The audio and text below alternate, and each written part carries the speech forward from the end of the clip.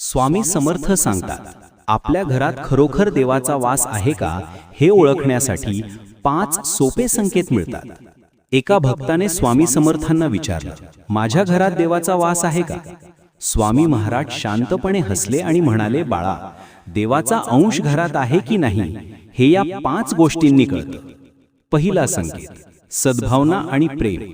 घरातील माणसांमध्ये जर नेहमी प्रेम, आपुलकी, आदर आणि शांतता असेल तर देवाचा वास नक्कीच तिथे असतो.